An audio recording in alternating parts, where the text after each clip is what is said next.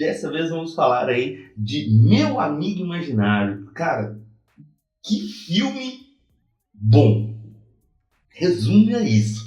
Então, bora pra ver!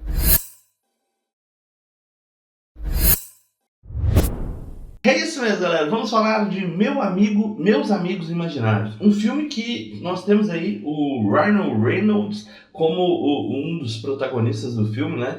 E eu achei extremamente interessante a forma com que o filme aborda um tema que, assim, de certo modo, é extremamente atual e também, ao mesmo tempo, vamos dizer assim, retrô, podemos colocar dessa forma. Porque essa linguagem de amigo imaginário e tudo mais é uma coisa que talvez o meu pai ou o meu avô, na infância dele, talvez ele poderia ter tido um amigo imaginário. E hoje, meu filho pode ter um amigo imaginário. Então, se a gente for pegar para colocar num ponto assim, amigos imaginários são uma temática muito ampla, que, vamos dizer assim, faz parte da vida da infância de muitas crianças.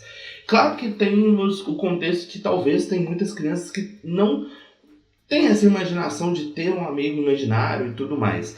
E algumas utilizam a questão de ter um amigo imaginário para poder fugir, né? Ter uma fuga de algo que talvez seja perturbador para eles de alguma forma, né? E então existe várias maneiras ali de você criar essa questão de ter um amigo imaginário. E recentemente a gente teve um filme de terror que seria a pessoa criou um amigo imaginário para proteger ela. Porém, o amigo imaginário dela acabava sendo um assassino, alguma coisa assim. Então, de certo modo, a gente acaba tendo esse contraponto, né, da questão do imaginar.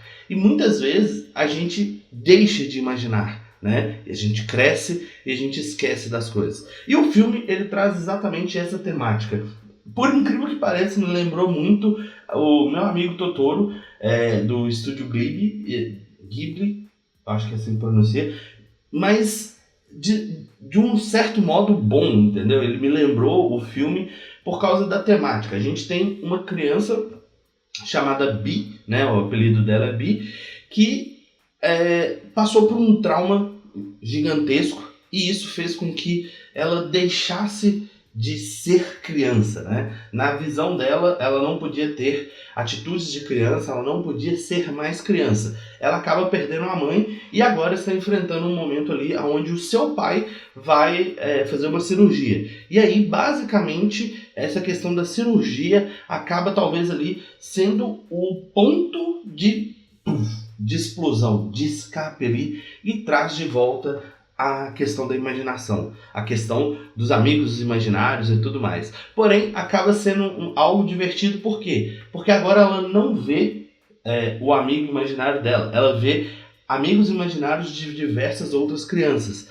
E até tem um ponto no momento lá do filme que a Bee vira pro Calvin e fala que ela não é uma criança, né? E aí você pega e vê uma criança ali falando que não é mais uma criança, que ela não tem mais aquelas atitudes de desenhar, brincar, imaginar e tudo mais. Então o filme, ele aborda muito esse aspecto, né, das crianças que acabam crescendo e deixando de sonhar, deixando de acreditar em algo, fazendo com que a gente desperte isso, né? E eu me parei pensando, quando eu deixei de imaginar meus amigos imaginários, minhas brincadeiras, meus mundos, meus universos. Hoje em dia eu estou voltando a imaginar tudo isso, né? Trazendo aí na concepção de um jogo, de um livro, ou algo do tipo, vivenciando um desses momentos aí com o Eric. De vez em quando a gente brinca falando que tem ali um amigo imaginário, uma fadinha, alguma coisa assim, mas eu me parei para pensar quando que eu deixei de imaginar, de pensar, de ter meu amigo ao meu lado. E aí, a temática do filme é basicamente essa. São amigos imaginários que, de certo modo, são esquecidos, porém, eles não desaparecem. Eles continuam existindo no mundo. Só que agora eles ficam tentando achar novas crianças para, entre aspas, adotá-los. E aí é a temática interessante. Porque a Bee começa a ver esses amigos imaginários e decide ali, não, vou ajudar vocês a encontrar novos lares. E aí ela, junto com o Calvin, começa a tentar encaixar aqueles amigos imaginários vamos dizer assim, em uma nova criança. Só que não é uma coisa fácil, né? As crianças criam os amigos imaginários e depois outras crianças criam outros amigos imaginários. Acaba que um amigo imaginário não tem como substituir um outro amigo imaginário. Então, acaba que ali ela percebe que talvez fosse interessante buscar as crianças daqueles amigos imaginários. E aí ela sai em busca de tentar descobrir. A primeira pessoa que ela acaba meio que descobrindo quem que é a amiga imaginária dela é a que parece, eu esqueci o nome dela, parece que é uma borboleta, né? E aí ela descobre que é a amiga imaginária da avó dela. E aí, em um momento ali que a avó dela tá lembrando da música e tal, ela começa a brilhar e dançar, e a avó dela dançando, e aí faz ali aquele momento de conexão, e o amigo imaginário volta a ter sua vida, podemos colocar assim. Se é que a gente pode considerar dessa forma, né? Mas aí ela tenta ajudar o Blue, né? Fazer a mesma coisa, só que acaba que ali no momento não dá tão certo, mas no final ali o Blue consegue contornar a situação e faz com que a criança dele que cresceu, que está ali prestes a apresentar um trabalho muito importante, pelo menos é o que deixa entender, consegue ali meio que acalmar o adulto, e aí a gente vê o reflexo dele como criança. E aí vem aquele ponto, né? Por que a gente deixa de acreditar? Por que a gente não pode continuar sonhando? Ser adulto significa não sonhar mais? Ser adulto significa perder os desejos, os sonhos? Eu achei sensacional esse ponto e nos faz realmente refletir sobre tudo isso. Fora esse ponto, a gente tem um momento ali também que a Bee chega lá no parque de diversão, onde que ela encontrava com a mãe dela, né, naquele parque de diversão, só que agora ele está fechado, ele não existe mais, e aí ali é onde que os amigos imaginários vivem. E aí ela começa a imaginar como seria aquele lugar, aquele mundo, e aí as coisas vão se transformando, bem parecido com o Inception, sabe?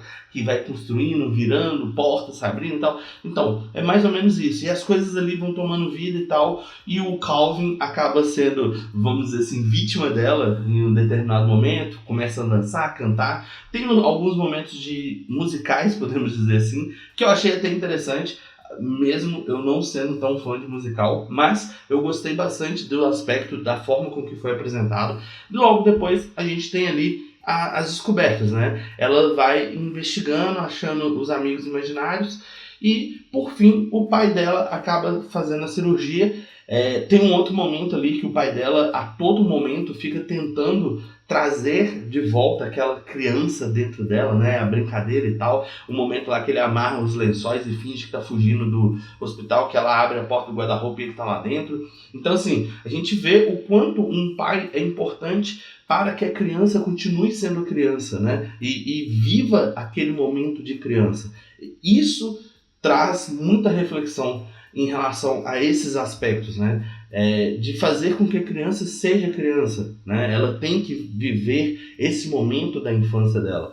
E o filme ele abre esse diálogo com a gente de forma bem sutil, né? Mostrando ali algumas coisas que nos faz adultos refletir sobre as nossas atitudes e como que a gente funciona hoje em dia, né? Eu acho que esse é um ponto bem interessante. Por fim, a Bee acaba vendo que o pai dela tá tudo bem, todos os amigos imaginários vão lá, porque ela recebe a notícia que ela precisa ir para o hospital. Ela já vai preocupada, achando que aconteceu alguma coisa, mas por fim, o pai dela tá tudo bem, e aí de repente todos os amigos imaginários desaparecem. Não existe mais nenhum.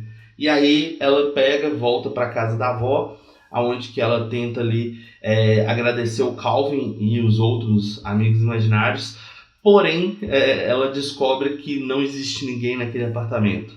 E aí aonde a gente tem o plot do filme, que o Calvin, na verdade, era o amigo imaginário dela, e tipo, ela tinha esquecido do seu próprio amigo imaginário. E nesse ponto, assim, de ela ter esquecido o amigo imaginário, o que eu acho engraçado é que, tipo assim, ela fez todos se lembrarem, mas esqueceu do dela.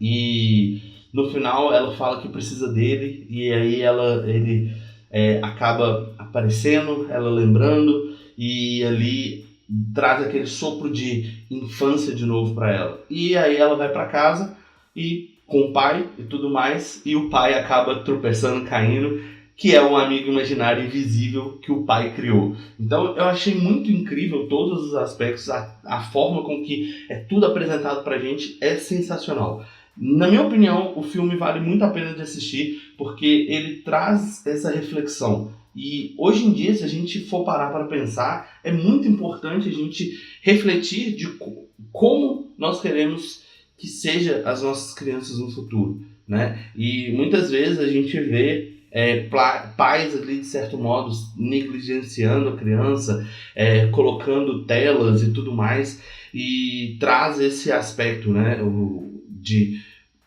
a criança cresce, ela não vê a infância, ela não vê a imaginação, ela não cria coisas. E eu tô vivendo um momento onde que o Eric começou a criar coisas muito interessantes, começou a gostar de desenhar, e isso é muito bom. Então, tipo, me faz pensar, porque ali ele tá criando um desenho que ele inventa o nome, que ele inventa o que o personagem faz, qual o poder que tem. Então isso é interessante. Eu gostei do filme e agora eu quero saber de você. Assistiu o filme Meus Amigos Imaginários? Deixa aqui embaixo nos comentários a sua opinião. Se gostou do vídeo, deixa aquele like, compartilha o vídeo com os amigos. Se ainda não é inscrito no canal, se inscreva. Nos vemos no próximo vídeo. Tchau!